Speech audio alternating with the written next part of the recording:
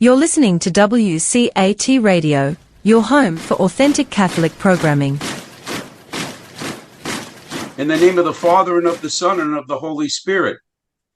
Heavenly Father, we ask, as we always do, that you send your Spirit among us so that we can discern the message that you want our readers to hear and read. The message of Cynthia's life and her conversion to this wonderful faith.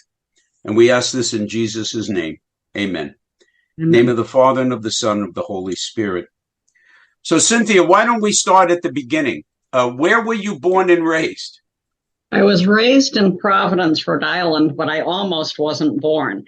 My mother in 1949, who was married to my father, she tried to abort me chemically.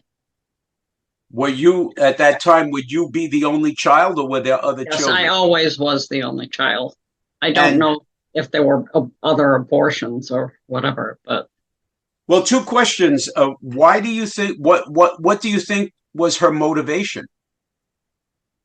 I do not know for sure.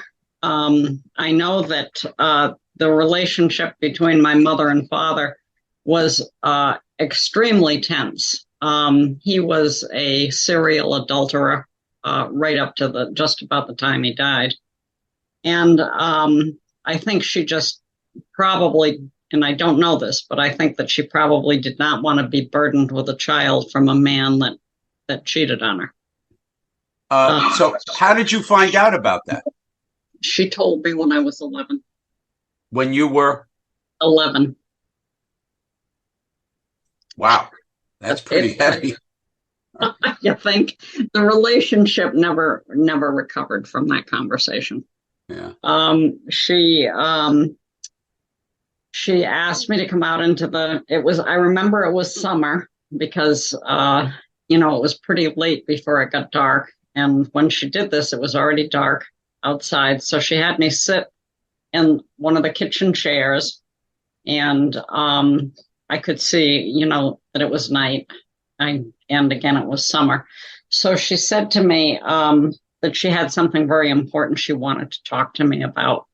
And I was wondering what I had done wrong, because the only time she'd really very much say anything to me was if I'd done something wrong. So I was like, again already. I didn't say that out loud, though.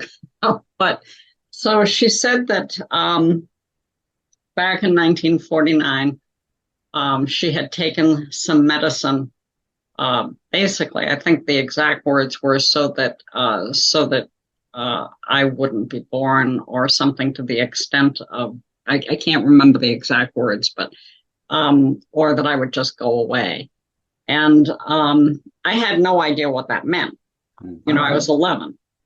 And so she proceeded to explain that she knew she was going to have me, that she was pregnant with me, and that she didn't want a baby. So she took medicine, and that would have made me go away.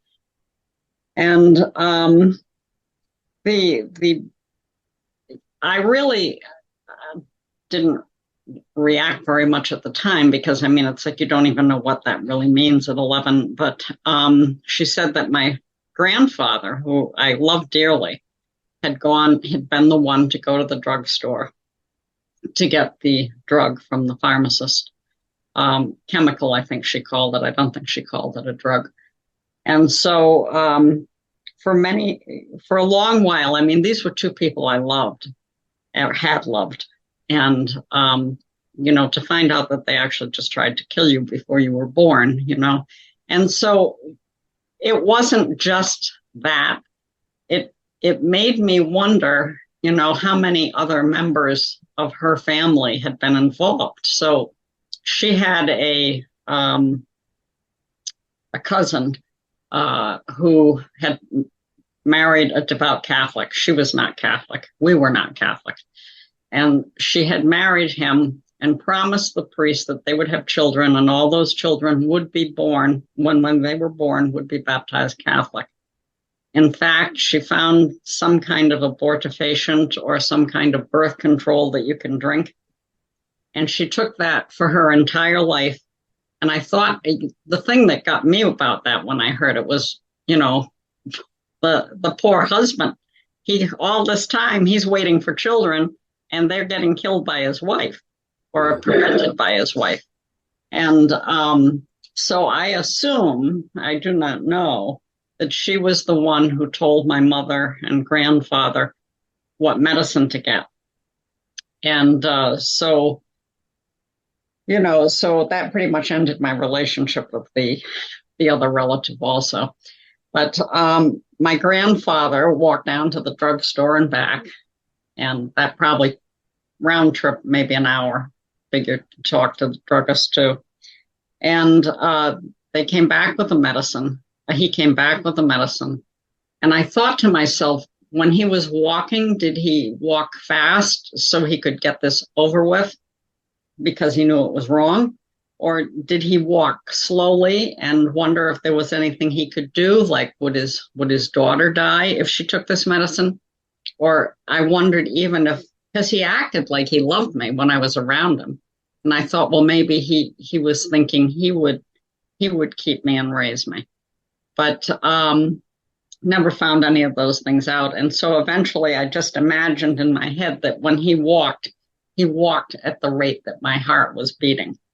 I don't know why I thought that, but I still think that. Anyway, he came home. He lived with us. He gave my mother the medicine, and my mother took it. And so I said to her, well, I don't understand. It's like if you took, because to a child, medicine is something that helps you. You don't take it to kill somebody, But so she did say that when she started to bleed, she was afraid she might die. And so she stopped taking the medicine. And that's why I was born. And I thought that, now when I look back at that, it's like, okay, death is okay for me, but not for you. But so, Cynthia, while you're talking, what occurred to me was, do you believe that after you were in fact born, that then they came to love you? Absolutely not. No. My grandfather definitely, I think, loved me. My father more or less tolerated me, but there were times when he worked in a factory, but he also had a side job cleaning a place. And every once in a while, either my grandfather would give me a little toy, or my father would pick something up, and I think he didn't probably pay for it. It was probably something he picked up where he was working. So, I think that they at least liked me. My mother and I never bonded after that. And in fact, when she died, my father said to me, the worst has happened. And I was like, what's the worst? And he said, your mother died. And I just looked at him because I felt nothing.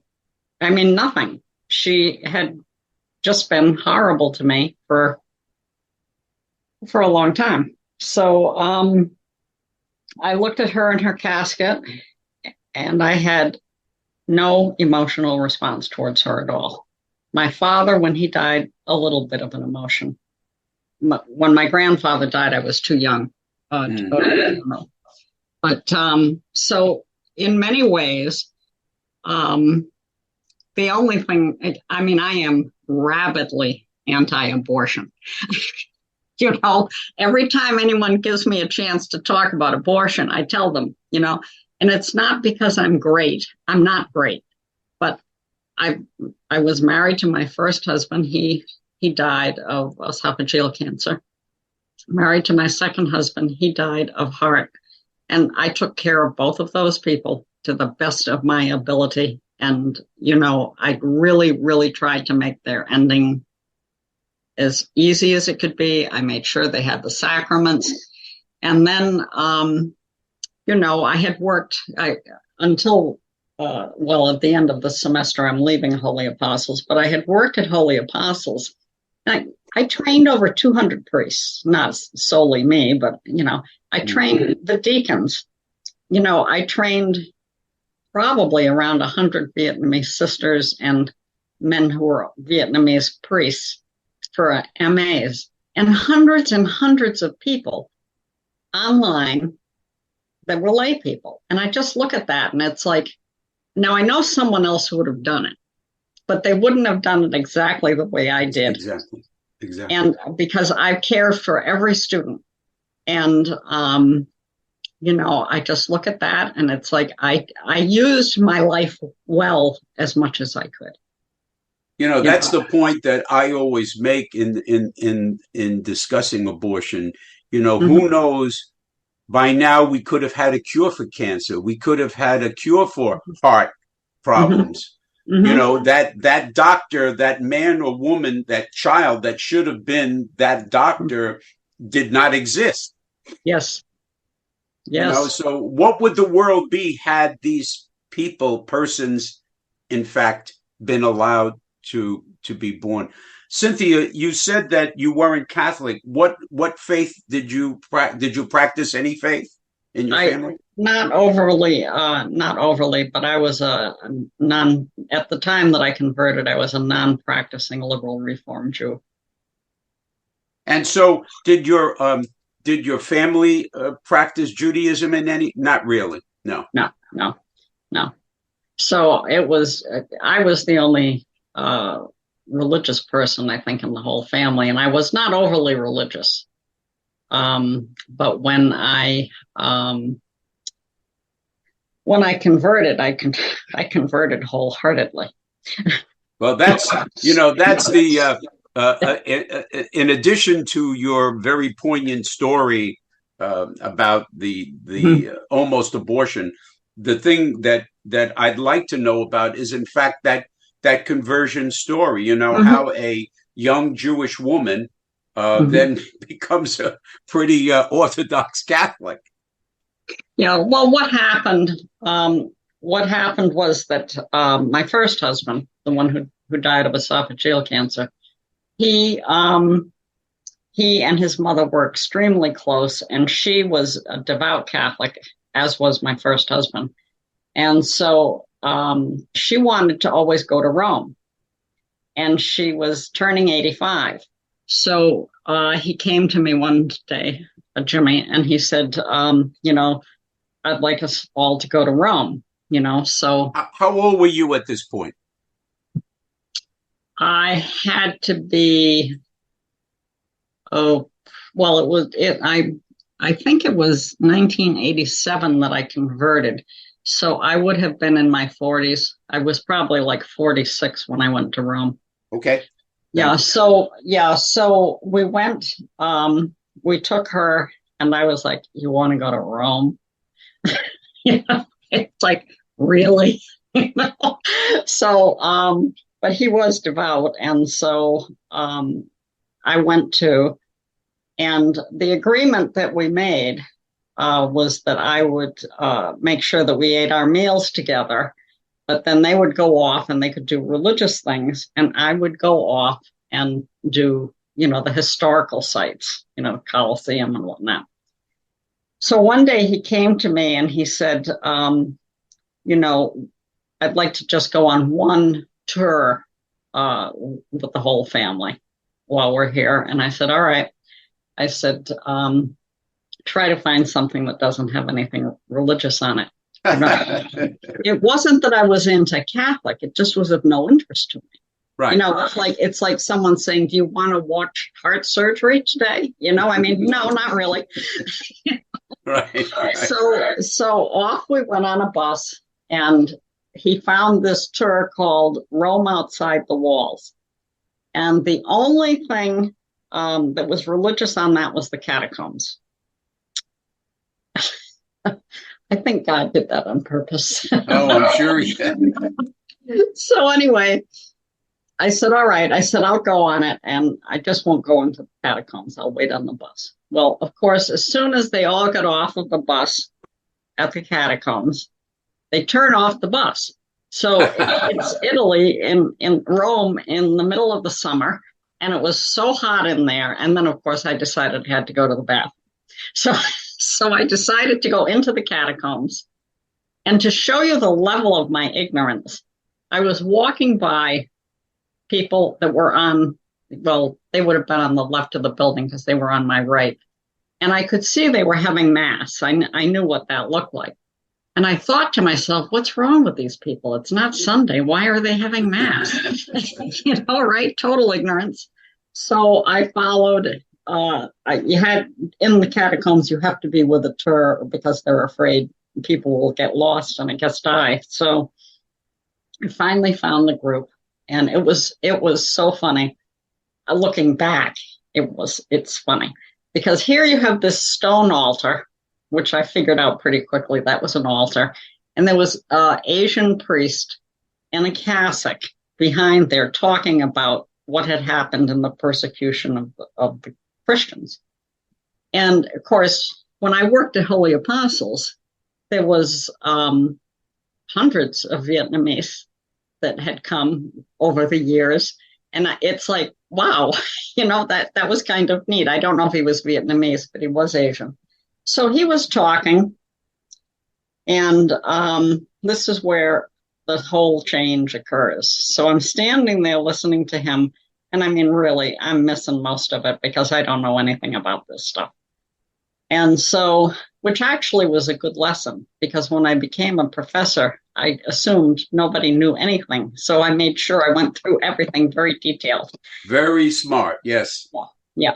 But so I was standing there, and I've had this twice in my life, I had what I call the ticker tape experience, where I know it had to be God because it was a good message. It went through my brain, and it was as if somebody had typed something in a newspaper, and the old ticker tapes. And it said, the truth is found in the Catholic Church. And truth was capitalized. And I said... So you saw this in your mind? Yeah, I didn't physically see it, but I saw it in my mind. So the truth, what is that again, the truth? The truth is found in the Catholic Church.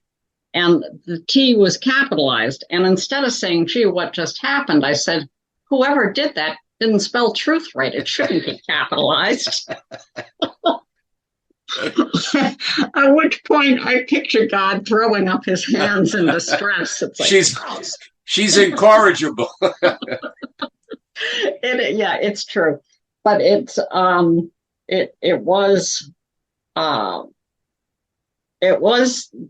probably the most significant moment in my life, much more significant than my mother telling me that she had tried to kill me, much more significant than both of my mothers. So Cynthia, I just want to be clear. So you walk into the catacombs, there's this altar, there's an Asian priest celebrating mass, and that's when it hit you, this ticker tape? Yep. And my family was there as well as the other people on the tour bus. So, so I was like... Was it during the consecration by any chance, or just during the mass? I don't think so, because the priest was talking, but okay. Now that I know what the consecration looks like, I would say probably no. Okay. But I'm not 100% sure. But anyway, when that hit me, as I said, I came up with this really stupid question, why is the T capitalized? And anyway, so what eventually, just standing there, I thought, this did not come from me. It wasn't a thought I had, because it would make no sense. It's like me all of a sudden. Especially with a capital T. Yeah. Right. I spell properly. But anyway, so what happened was I didn't say anything at the time because I really wanted to think about it, because I had never had anything like that happen. I wouldn't say it was weird. That would be disrespectful, but it was certainly different. And I knew what eventually led me to convert was that I knew it did not come from inside me. Mm-hmm. It came from outside. Mm-hmm. And there's only one entity in all being that has the capacity to do that to someone. Cynthia, before that, did you have any relationship with God? Did you pray at all, or? Well, I wouldn't say I never prayed, but it certainly wasn't an everyday occurrence. It would usually be in crisis modes, like, somebody's getting sick, somebody's going to die.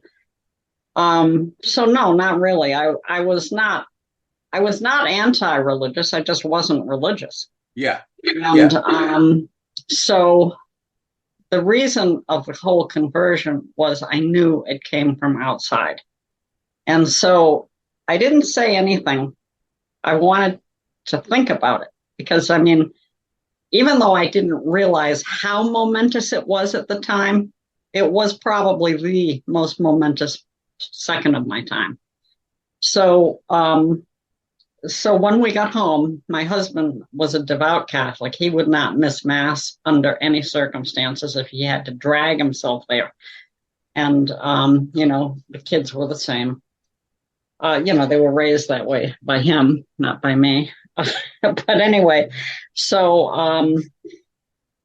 I said to him one day, I was sitting on the couch and the eldest daughter was sitting next to me. And I said to Jimmy, I want you to call your parish priest because I'm going to convert.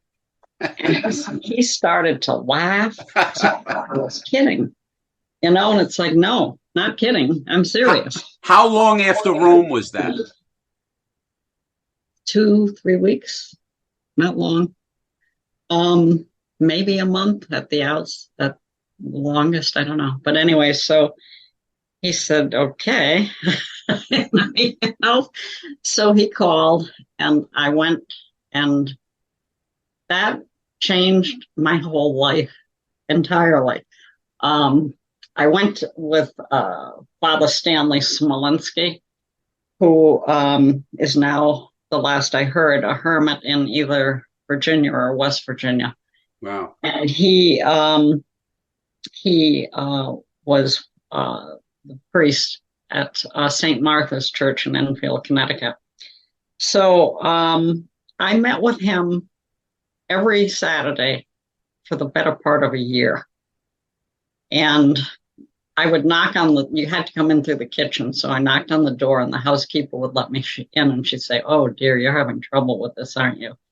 And he was giving me textbooks, here, go read this. Because I was he said, you're more interested than most people. Go read this. Go read this. It's like, wow. But everything I read, which I frankly did not initially understand, but it was just like a whole new world. Yeah. So I finally did convert. My eldest daughter, Jimmy's eldest daughter, put her hand on me, and she was my sponsor. Cynthia, that was a 1-year process? It was. Okay. All right. I'm sorry. Yeah. I just want to note that. Yeah, it could have been a little bit over a year, but when everything was done, Father Smolenski said to me, you are more interested than most people. So what I want you to do, he said, I used to teach at a place called Holy Apostles College and Seminary. Wow. And he said that very day, he had received a registration form because they'd always send him, because he used to teach, so that he could, if anyone was interested. And so he said, I think you should go here. So I was already a doctor, sociologist, So I had a BA, an MA, and a PhD. And where did you get your PhD? I was just going to say Holy Apostles. That's wrong. UMass Amherst in sociology of religion, and it was Wait. Now you got it in sociology of religion. Why? So I did my master's was in sociology. The doctorate was in criminology. What happened is I was studying criminology, and I couldn't get over the things that people do to each other. It's like, what the heck is going on here? And they do things to the environment. They do things to animals. It's just nonstop bad. And I mean, I, never thought anything religious about it. I thought it was demonic or evil. I just was like, why are people doing this sort of thing? And eventually, when I started studying sociology of religion, and I was wondering if maybe this was the kind of place that there would be an answer. Well, the answer to that is the sociology of religion does not answer that question. Now, did you embark on that course of study before you converted or during your? Yeah, it was so before. You were already a PhD before you even thought about being converted, perhaps. Yeah. Oh, yeah. And what were you doing with that degree at that time? No, sociologists are the numbers people of the world, the statisticians. So I worked at 3 different insurance companies in the actuarial departments and left each one for more money and more power. Now I could care less about it. Right. But then when I went to Holy Apostles, which is jumping years ahead, I was doing all of their statistical work for the accrediting bodies, that sort of thing. And now I do the same thing for Pontifex University. So getting back to Father Smolinski, he hands you this registration form. Mm-hmm. So I went to see my husband, and I said, I don't have quite enough education. But he laughed, and he was fine with me doing it. So I went there, and I took a 90 credit MA in theology. Wow. And I enjoyed it enormously. I mean, it isn't so much I enjoyed it. It just kept changing me. The more you learn, So like I had one man, Father Forensic, who taught me Christology. He was amazing. And, I went through, 96 credits, that would be 31 courses. Yeah. And then Cynthia, I just got to notice that this is going to end in 10 minutes. So when it ends, I will start another link with you. Okay. So I'm sorry. So he was teaching you Christology. And I would go in and I'd be listening to him. And it was a summer course, Monday and Wednesday evening, I think. And I hated to see Wednesday come because I knew I'd have to wait until Monday to get more. Yeah. So he was an excellent teacher. But anyway, I got the MA, and then Father Mosey, the rector, I had classes with him. He came to me just before I was going to graduate, and he said, this is true. It's weird. He used the exact same words as Father Smolinski. You are more interested in these things than most people. He said, if you go and you get a licentiate at, any pontifical place, I ended up at Dominican House in Washington, I'll hire you as a professor. Wow. So I went to Washington. I went home. My first husband was starting to fail. And I said, I have this offer for a job if I do this. And he was very Catholic, so he was very happy. And he said to me, I can sit in the living room of our condo and watch TV, or I can sit in the living room of our camper in Washington, D.C. and watch TV. And so we went for, I think, about 2 years. And when I came back, true to his word, he hired me. And so... What year was that approximately? I think it would have been 97. It was the fall of 97, September 97. Right. Okay. Mm-hmm. But in addition to loving obviously loving God, loving the faith, loving teaching the faith, other things had occurred to not in my mind, but happened to me over time because it changed my life. Converting, not as much as being a theologian, but converting was really an incredible change in my life, not in matters of sin, but I was writing them down because I couldn't believe how many of them there were. But actually, I converted in '88. I just saw that. And I started at, so it was within a year of the tour in Rome. Okay. Okay. So one of the things, and I think it's a really important thing, is we usually think, how much success do I have in my career? But, and I mean, I had a good career, more or less, but what really happened was it changed my existing vocation as a wife, and it gave me an additional vocation of theologian. So that really, really changed my life. Jimmy and I did have a good marriage anyway. It wasn't that changed it, but it certainly was a change when you start going to Mass together. Because, I mean, he'd ask me if I want to go to Christmas Mass or go to Christmas Midnight Mass, and it was like, why? Why would I do that to myself? They're going to start talking in a language I don't understand, and the music isn't the kind I like. I like bluegrass. So it was kind of funny. But I really grew as a Catholic parishioner, and it certainly changed the way of the family life. But I think the really big change was my desire not only to teach theology, but to explain to people what happened to me. Not like I'm the greatest thing on earth, but I wanted to explain what happened to me.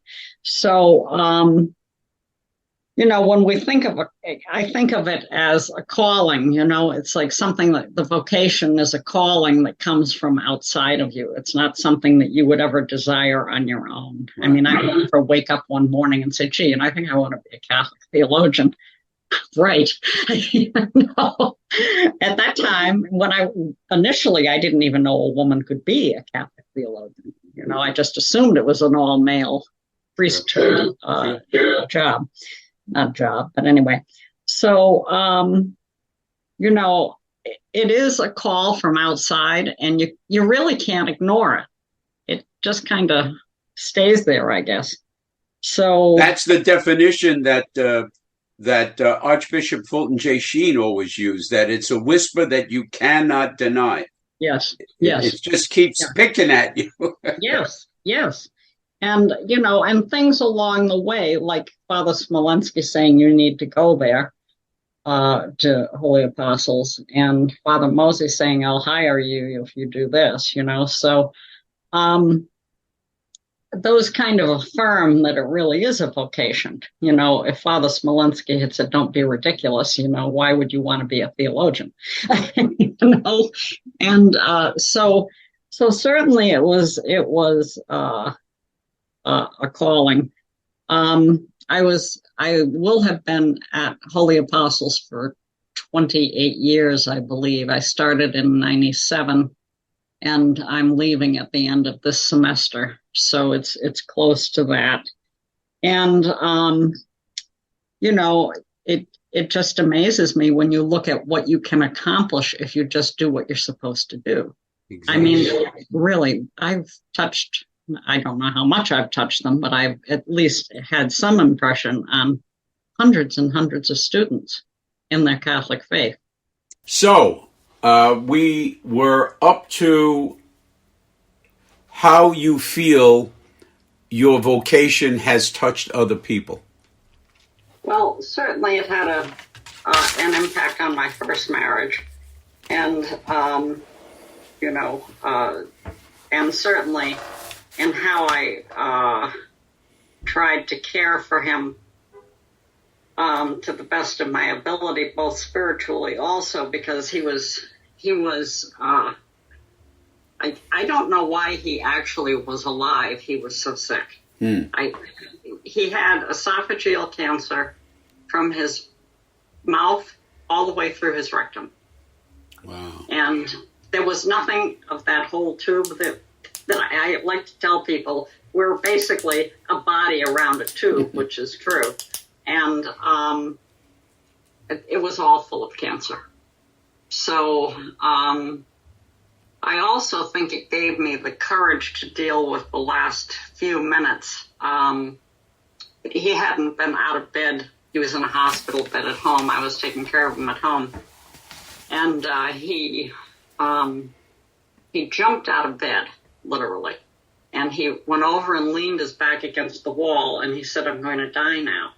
And I said, "No, I don't think so." You know, and his eyes, you could see he was afraid. And I thought, uh-oh.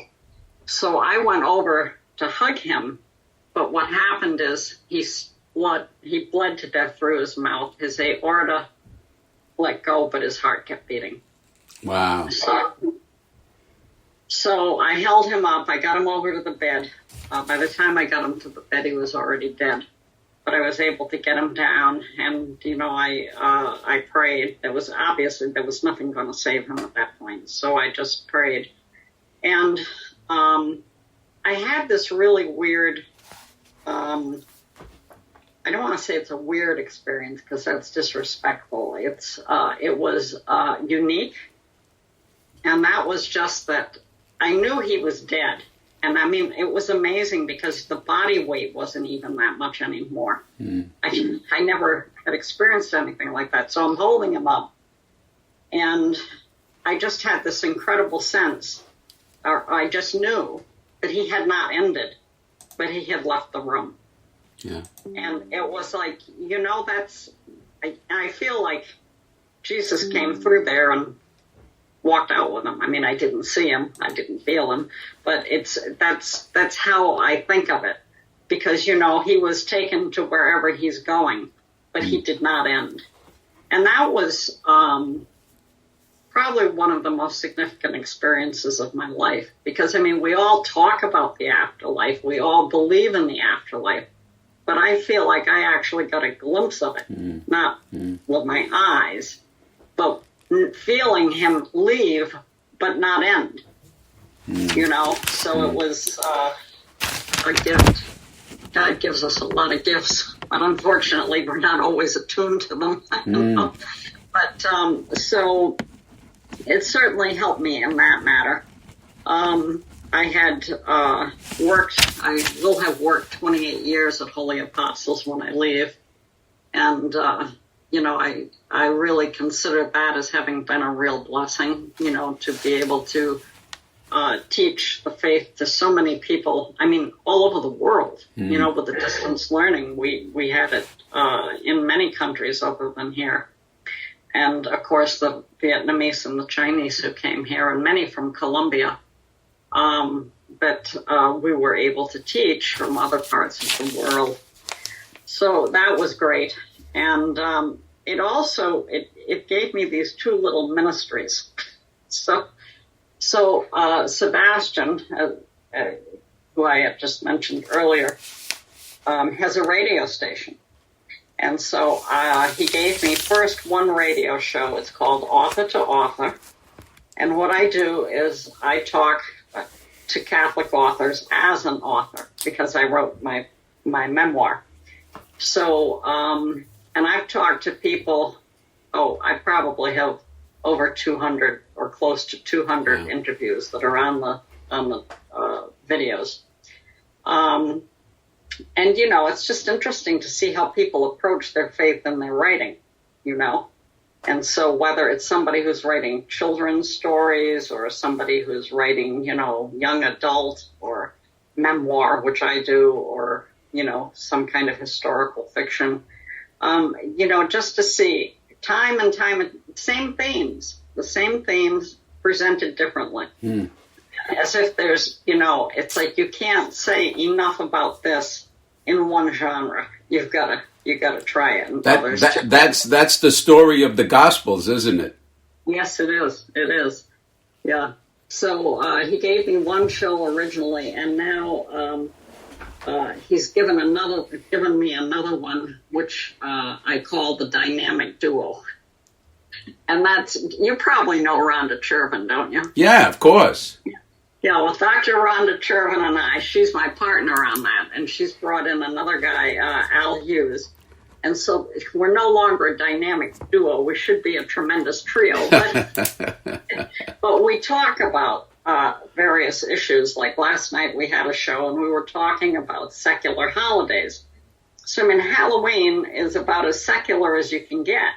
But it isn't supposed to be because of today's feast, So we talked about that, and we've talked about Christmas, and just things in our culture, our American culture, and how those things have changed from what they were originally meant to be, and how to deal with that. It's interesting. There was there's a editorial writer for the Wall Street Journal. His last name is Swaim. I think it's William. He had an editorial just the other day about how did Halloween become so dark. He said, when I was a kid, it was Charlie Brown and a jack-o'-lantern. He said, now it's like the Day of the Dead. Yeah, it is. And, of course, that reflects our culture in general, I think. Yes, it does. It does.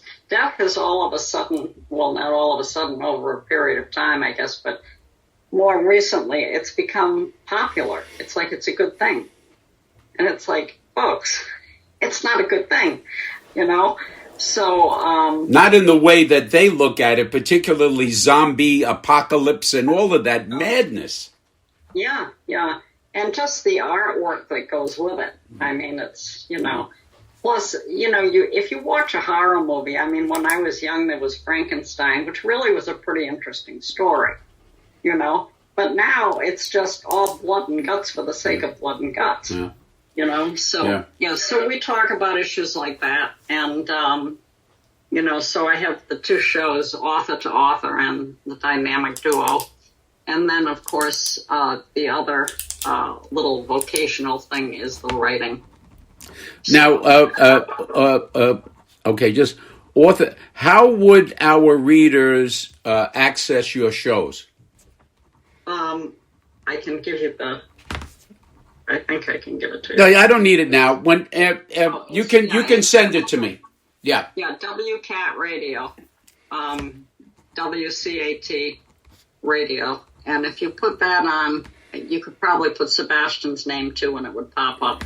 And so what happens is it goes to a page, and he has done a beautiful job with the website. So it goes to a page, and it's like Sunday, Monday, Tuesday, Wednesday, and then under that there's the different what we call them, the different hosts. So there's probably, I bet there's 20 shows there. And they're all Catholic. Excellent resource. So WCAT Radio.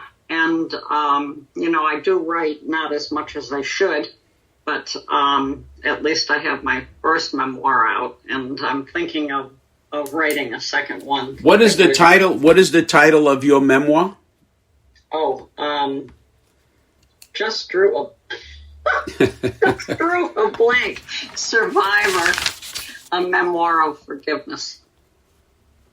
And, I think... How can anybody get that?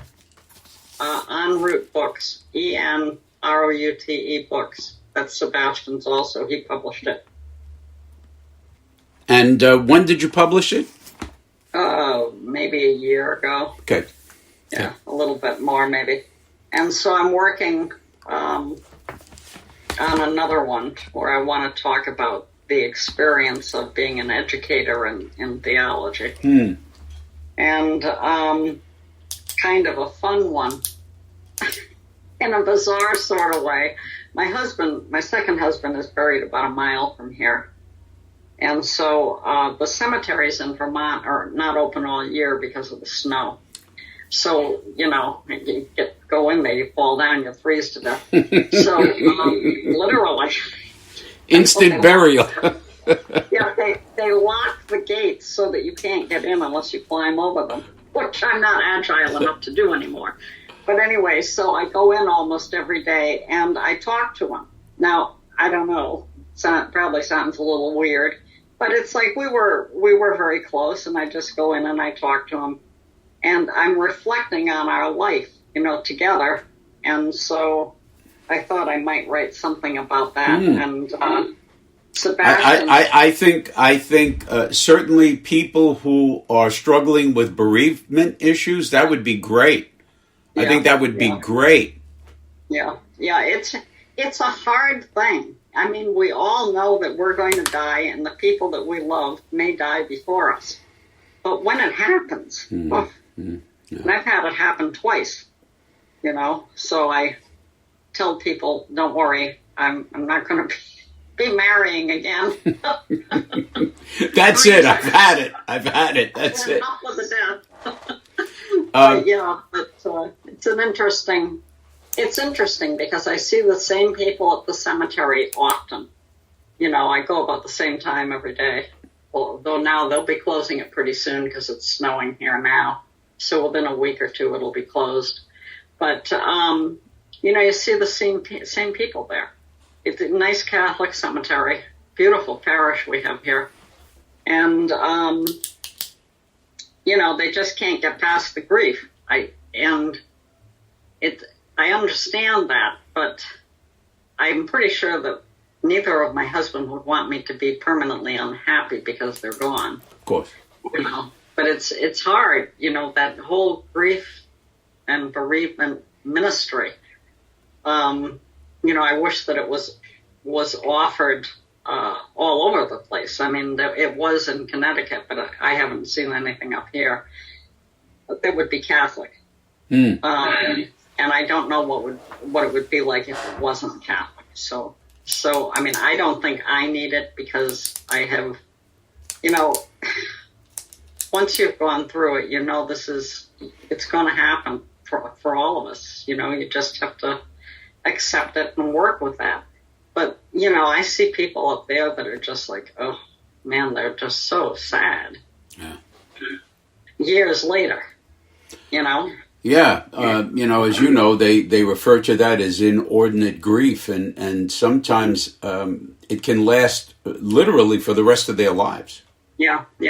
I have a friend whose husband died just before mine, and she said she still cries every day.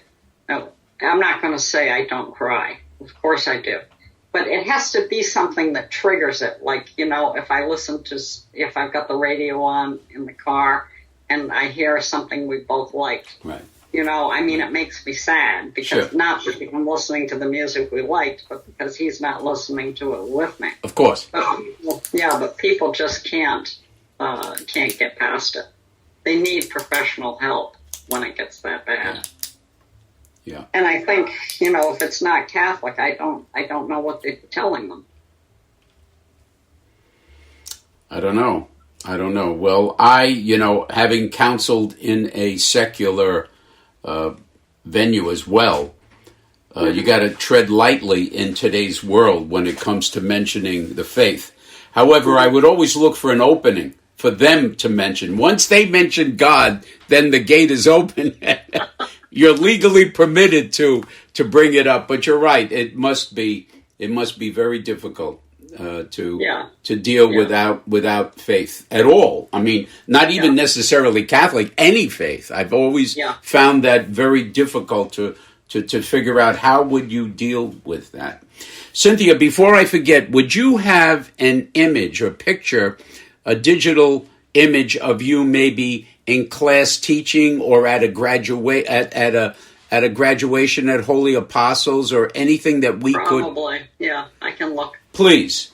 Yeah. Because, we like to, and again, I'm not the editor and you know what that's like. So in the end, although Wayne usually, we work collaboratively on that. Yeah. So, is it Wayne Gignac? Yeah, he's the editor. Say hello to him for me. Yeah, he's the one that suggested that I write this article. Wayne Gignac, Gignac, he pronounces it, and he has been for, I think, the past 4 years the editor of the 4 County Catholic, And we went from a newspaper that was only reaching 13,000 homes to now a magazine that goes to about 44,000 homes. Wow, that's great. Yeah, which is about 129,000 sets of eyes that potentially could see the article. So you'll be in the December article, the January-February article, which is great because of the March on Life for Life, etc. during that time. So that's when Wayne said, I asked him last week, I believe, and I said, you mentioned writing an article about Cynthia Toolin, and he said, yeah, go ahead. So that's when I reached out to you. But again, if you had an image that we can use, that'll be helpful. Yeah, I'll send some, and you can just choose.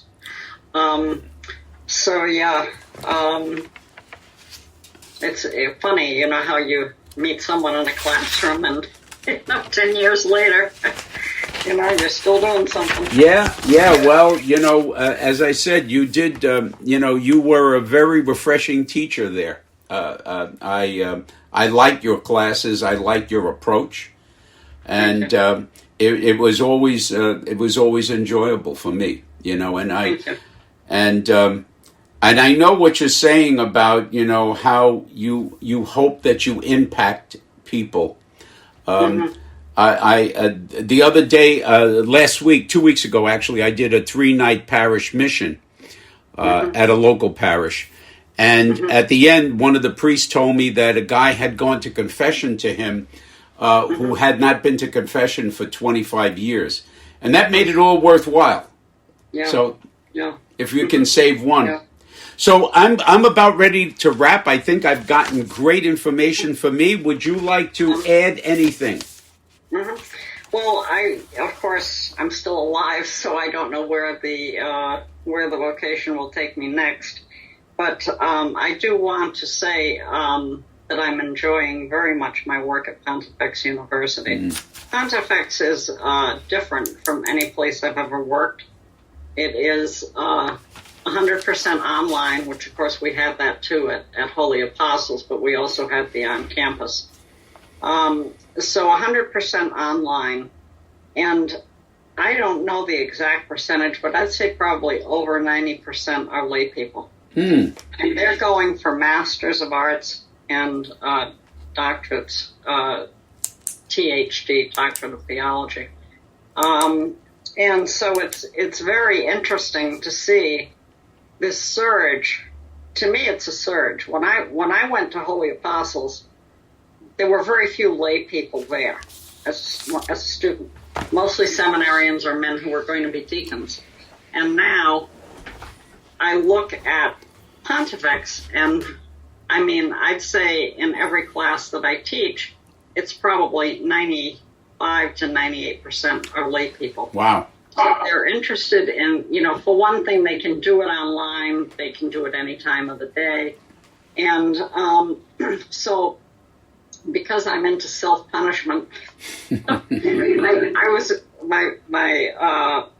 manager, my supervisor, I should say, Dr. David Clayton, he's an artist, and I've always been interested in vestments. So I said, I'd really like to go for that MSA. It's called the Masters of Sacred Art. And I said, when I get through with that, maybe I'll get the THD and I'll specialize in sacred art. It's like, I love it, But he's open to that. He's accepted me into the MA program. But I'm really very impressed with the amount of lay people. It's like it's like somebody finally opened a gate and the floodgates went through. So many. I think I really feel that's where the church is going. Yeah. And I think, there's a reason why things are happening the way they're happening. We all know that.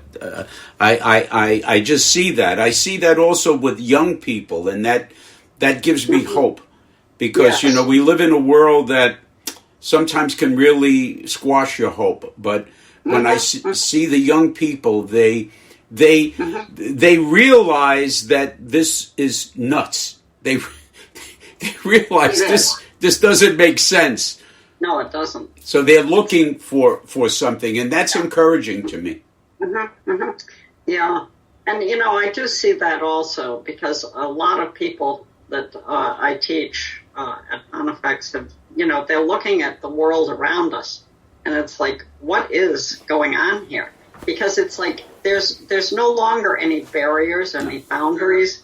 It's like it's insane. So, which of course, the devil wreaks havoc, and I think he's succeeding in doing that now. He's doing a very good job, and but that could also be he also realizes his time is short. So that would be good. Yeah. Anyway, I am encouraged with that, and I'm glad to hear that that's happening where you're teaching, because that also shows an interest of people. And we lost so much in our schools in terms of catechesis when the nuns kind of left, when that whole thing, because I was beaten. It was literally beaten into me. I'm not saying that's a good thing, but maybe I might have deserved it on some occasions. But they really made an impression in terms of the Catholic faith. They drummed that Baltimore Catechism into your head, which today would be not a thing to do. But you don't forget that. And I also remember the example of those ladies, most of them being very kind, very giving. We lost that. So now if we have lay people that at least have that knowledge, I think that's wonderful. Because so often in the past, people were taught the faith by people who didn't even know it themselves. Yeah. Well, there's when you look at all the good colleges and seminaries we have now, I mean, we have quite a few, and they're pretty full. And a lot of the people that are there are lay people, so they can teach their children. I think that there'll be more vocations because of that. Exactly. Exactly. So... And well-formed in the faith, whether they go on to religious life or not, they'll be well-formed in the faith. Because, you said something earlier that when you teach, I'll paraphrase you. You kind of assume that people don't know what you're talking about. And so I do the same thing when I preach. I bring it down to a very basic level. And, I've had this discussion with my pastor. I said, Mike,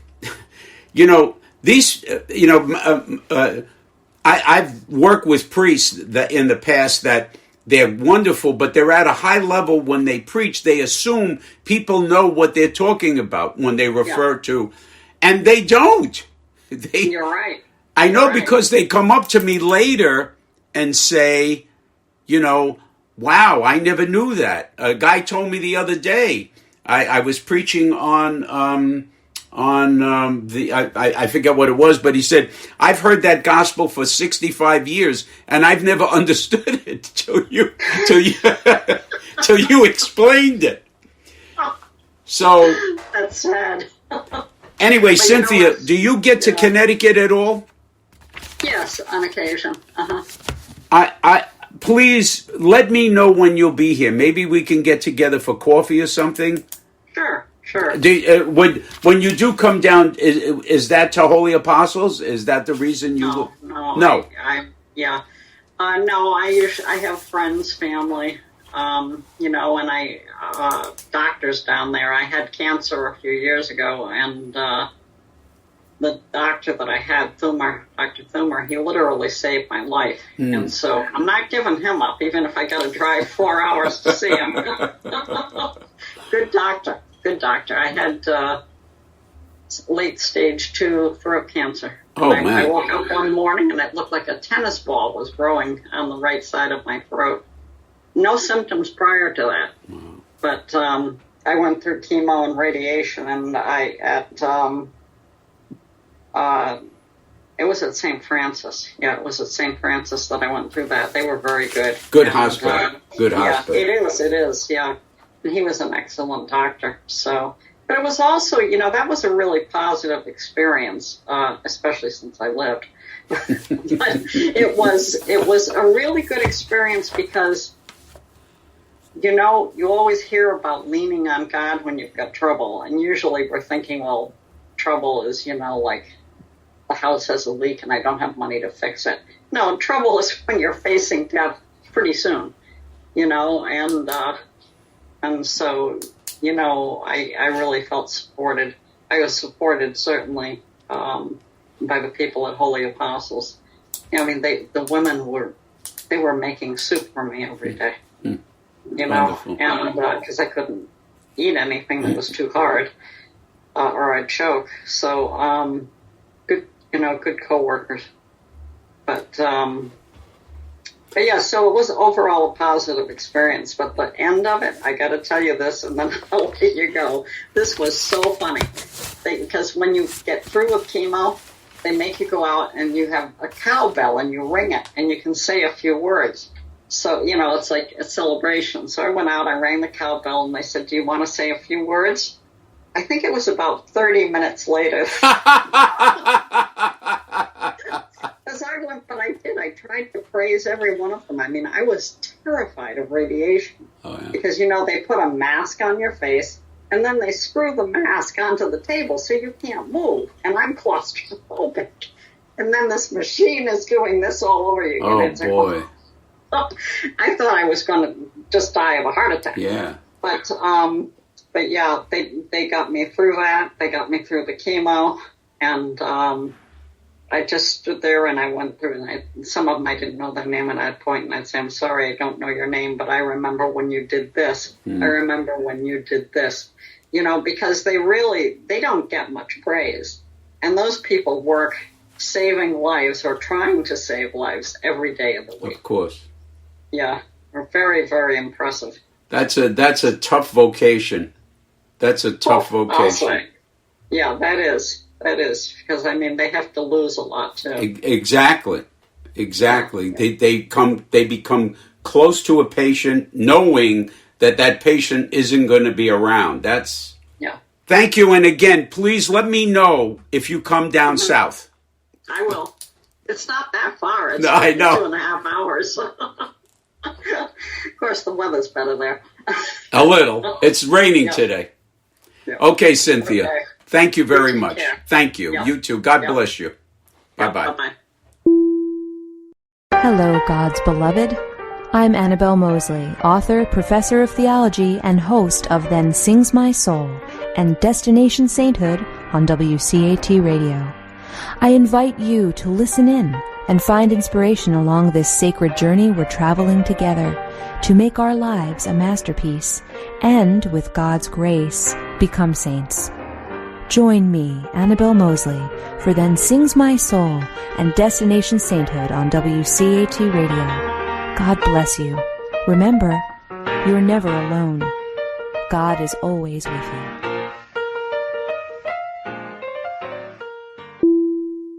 Thank you for listening to a production of WCAT Radio. Please join us in our mission of evangelization. And don't forget, love lifts up when knowledge takes flight.